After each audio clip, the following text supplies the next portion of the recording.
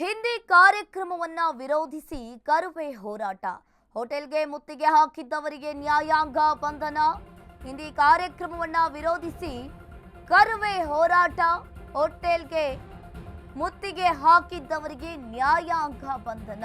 ಪ್ರತಿಭಟನೆ ನಡೆಸಿದ್ದ 41 ಕರುವೆ ಕಾರ್ಯಕರ್ತರಿಗೆ ಜೈಲು ಪಾಲು. ಬೆಂಗಳೂರಿನ ತಾಜ್ ವೆಸ್ಟ್ ಎಂಡ್ ಹೋಟೆಲ್ನಲ್ಲಿ ಗಲಾಟೆಯನ್ನ ಮಾಡಿರುವಂತದ್ದು. ಹಿಂದಿ ಬೋರ್ಡ್ ಅನ್ನ ಹಾಕಿ ಸಭೆಯನ್ನ ನಡೆಸ್ತಾ ಇದ್ದ ಅಧಿಕಾರಿಗಳು ಬೆಂಗಳೂರಿನಲ್ಲಿ ಹಿಂದಿ ಹೇರಿಕೆ ಅಂತ ಕರುವೆ ಪ್ರತಿಭಟನೆಯನ್ನ ಮಾಡಿದೆ.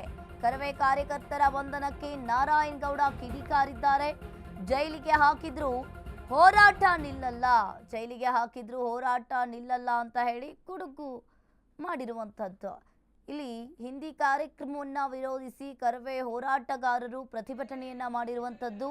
ತಾಜ್ ವೆಸ್ಟ್ ಎಂಡ್ ಹೋಟೆಲ್ನಲ್ಲಿ ಅಧಿಕಾರಿಗಳ ಮೀಟಿಂಗ್ ನಡೀತಾ ಇತ್ತು.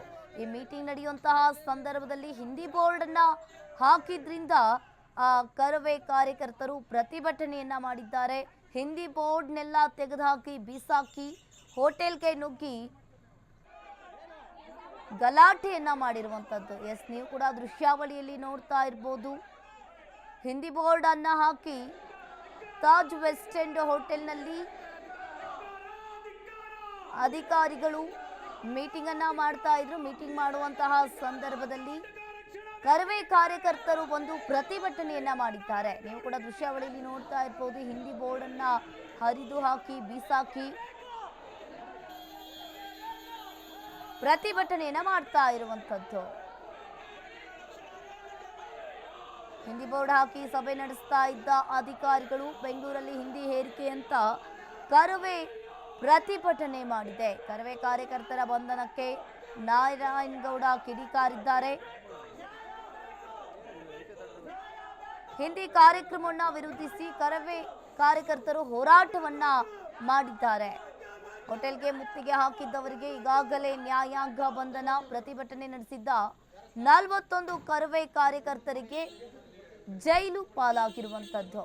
ಬೆಂಗಳೂರಿನ ತಾಜ್ ವೆಸ್ಟ್ ಎಂಡ್ ಹೋಟೆಲ್ನಲ್ಲಿ ಈ ಗಲಾಟೆ ನಡೆದಿದೆ. ನೀವು ಕೂಡ ದೃಶ್ಯಾವಳಿಯಲ್ಲಿ ನೋಡ್ತಾ ಇರ್ಬೋದು. ಹಿಂದಿ ಬೋರ್ಡ್ ಅನ್ನ ಹಾಕಿ ಅಲ್ಲಿನ ಅಧಿಕಾರಿಗಳು ಕೂಡ ಮೀಟಿಂಗ್ ಅನ್ನ ಮಾಡ್ತಾ ಇದ್ರು. ಮೀಟಿಂಗ್ ಮಾಡುವಂತಹ ಸಂದರ್ಭದಲ್ಲಿ ಕರುವೆ ಕಾರ್ಯಕರ್ತರು ಬಂದು ಪ್ರತಿಭಟನೆಯನ್ನ ಮಾಡಿದ್ದಾರೆ, ಹೋರಾಟವನ್ನ ಮಾಡಿದ್ದಾರೆ. ಧಿಕ್ಕಾರ ಧಿಕ್ಕಾರ ಅಂತ ಕೂಗಿರುವಂತದ್ದು. 41 ಕರುವೆ ಕಾರ್ಯಕರ್ತರು ಬಂದು ಹೋರಾಟವನ್ನ ಮಾಡಿದ್ದಾರೆ. ಪೊಲೀಸರು ಕೂಡ ಈ 41 ಕಾರ್ಯಕರ್ತರನ್ನ ಈಗಾಗಲೇ ಪೊಲೀಸರು ತಮ್ಮ ವಶಕ್ಕೆ ಪಡೆದುಕೊಂಡಿದ್ದಾರೆ.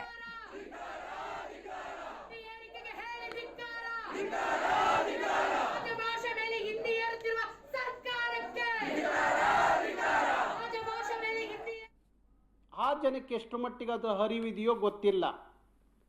ಇಚ್ಛಿತಿಗೆ ಅನೇಕ ರೀತಿಯಲ್ಲಿ ಒಳಸಂಚುಗಳ ಮುಖಾಂತರ ಹಿಂದಿಯನ್ನು ಬಲವಂತವಾಗಿ ಹೇರಿಕೆ ಮಾಡಲಿಕ್ಕೆ ಕೇಂದ್ರ ಸರ್ಕಾರ ಹೊರಟಂಥದ್ದು.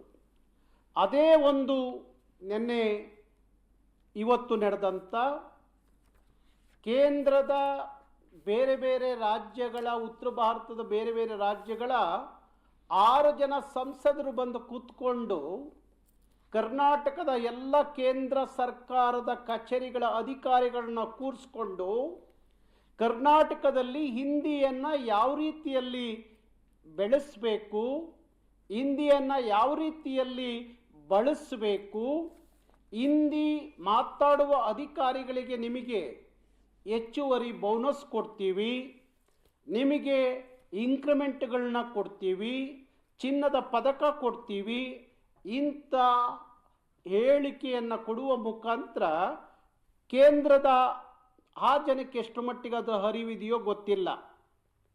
ಇಚ್ಛಿತಿಗೆ ಅನೇಕ ರೀತಿಯಲ್ಲಿ ಒಳಸಂಚುಗಳ ಮುಖಾಂತರ ಹಿಂದಿಯನ್ನು ಬಲವಂತವಾಗಿ ಹೇರಿಕೆ ಮಾಡಲಿಕ್ಕೆ ಕೇಂದ್ರ ಸರ್ಕಾರ ಹೊರಟಂಥದ್ದು.